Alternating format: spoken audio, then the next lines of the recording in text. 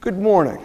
I am so glad to be joining you for this edition of the Adult Sunday School class on August the 30th. And I'd like to begin by asking a question. Are there any fishermen joining us this morning? Now, I've tried my hand at fishing on numerous occasions without a great deal of success. I remember one time spending 12 hours on Kentucky Lake with nothing but a minnow to show for my efforts. And it wasn't until the next day that I stopped feeling like I was still in that boat rocking back and forth. My efforts to imitate Bill Dance didn't improve when I tried fishing on South Holston Lake. I sometimes think when the fish realized it was me on the surface, they all breathed a sigh of relief. So it was great empathy that I can relate to what the disciples are encountering as fishermen in today's lesson, which is based on the Gospel of John, chapter 21. The setting for today takes place on the Sea of Galilee. Envision, if you will, for a moment the scene. Their rabbi is no longer with them, and they're sitting on the shore.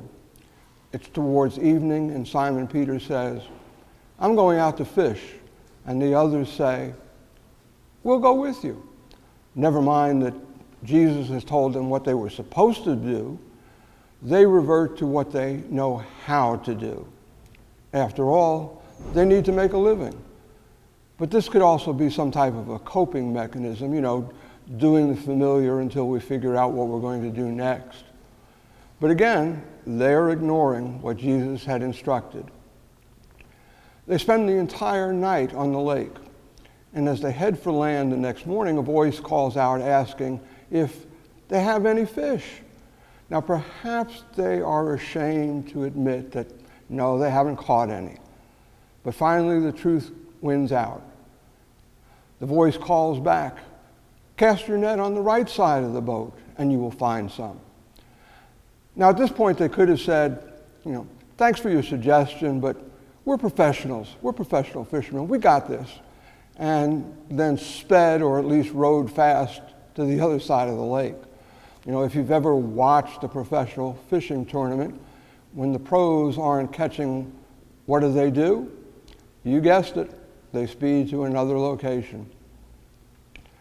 Now, the disciples probably looked at each other and thought, what possible difference could it make to put our nets on the other side of the boat? No idea, at least at this point, who this stranger is. They don't know. They take their nets out and throw them on the right side. When they do, they are unable to haul the net in because of the large number of fish. Stunned, it dawns on them who it is that has been calling to them. Then the disciple, whom Jesus loved, said to Peter, "It is the Lord."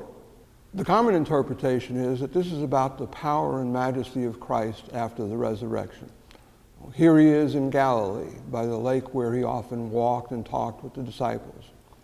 Now, later in John 21, we are told that they hauled in 153 fish. Now, this number has been interpreted as being rather significant. A later biblical commentator, Jerome, stated that there were 153 known varieties of fish in the world at the time. And as the net wasn't broken by all those fish, we can suppose it was a symbolic picture of Jesus and his disciples, drawing the entire world into the net of God's great purpose. Now, that's the common interpretation. Let me suggest a somewhat different interpretation. Lakes hold an almost mystical place in literature, and there's something dreamlike about this scene. It's halfway between night and day, with the first hint of dawn spreading across the horizon. There were probably patches of mist and fog rising from the water, the gentle waves slapping against the boat, the deep sighs of the fishermen whose muscles ache from the toil of a fruitless night, and the stranger on the shore telling them through the mist, they'll catch something if they lower their nets on the other side, the right side. We know something about left and right side, don't we? The left side of the brain is the calculating side, the orderly side. the side that analyzes. The right side is the dreaming side, the creative side, the side that responds to pictures and images. Jesus, throughout the Gospels, had to deal with a lot of left-brained people, the Pharisees, for example. They were the legalists, the ones who thought the world was constructed by accounts. Everything was all black and white. Now maybe Jesus is saying here, don't be like them, always trying to take the measure of things. They, the disciples, should live and act from the right side, as visionaries, as artists. They should trust God, live generously without counting the cost, without dotting the I's and crossing the T's. If they would do that, they would always find their nets full and live in the overflow of grace and excitement.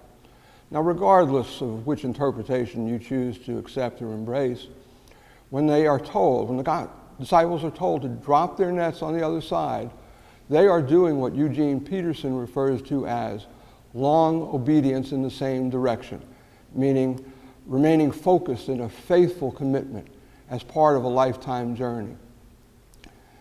There's a story of a weak, sickly man who lived in a cabin in the deep woods. And in front of his cabin is a very large boulder. One evening he had a dream while sleeping. God told him to push this massive rock all day, every day, until he told him to stop. Well, he got up early the next morning and began pushing on the rock for as long as he could. Each day he pushed harder and a little longer. The days turned into weeks, the weeks into months. Now, after 8 months, he was beginning to tire, and he started to doubt the dream he had. So he decided he would measure to see just how far he was pushing the boulder each day. After 2 weeks of pushing and measuring, he realized he hadn't moved the boulder a fraction of an inch. It was in the same place as when he started. All his hard work had accomplished absolutely nothing. He sat on his porch and cried, seeing that he had invested so much time and effort, all for nothing. As the sun was setting, Jesus appeared and sat beside him and asked, "Why are you so sad?" Well, the man replied, "You know how sick and weak I am. I've pushed for months, and the rock is right where I started." Well, Jesus told him to take a look in the mirror, and what he saw was a strong, muscular man. It dawned on him that he had even been feeling better for months. And Jesus said to him, "I never told you to move the rock. I told you to push against it." It was then that he realized that God's plan wasn't to change the position of the rock, but to change him. What if the story of the lake and the fisherman is something about the way we've been fishing, coming up empty? Perhaps it's time we listen and cast our nets on the other side, the right side. Scripture contains many references to the significance of the right side. We find it in Matthew 25, Luke 22. Why didn't Jesus send the fish into the net while the fishermen were on the left side? Why did he say, take it out and put it on the right side? It all boils down to understanding the plan. Trust what he is saying. Listen, do the work of obedience, and as the hymn so beautifully says, we must trust and obey.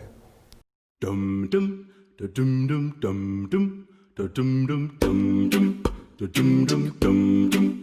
When we walk with the Lord in the light of His word, what a glory He sheds on our way.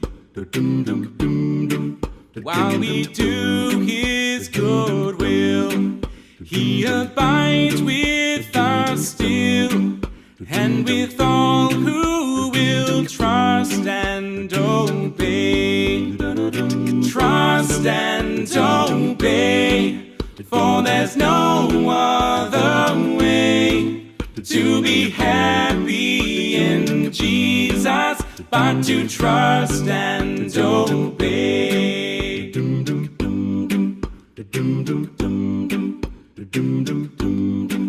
But we never can prove the delights of His love until Lord the altar we lay. For the favor he shows, for the joy he bestows, offer those who will trust and obey. Trust and obey, for there's no other way to be happy in Jesus but to trust and obey. Lord, I love you. Please help me to trust and obey. Lord, I love you. Please help me to trust and obey. And in fellowship sweet, we will sit at his feet, or we'll walk by his side in the way.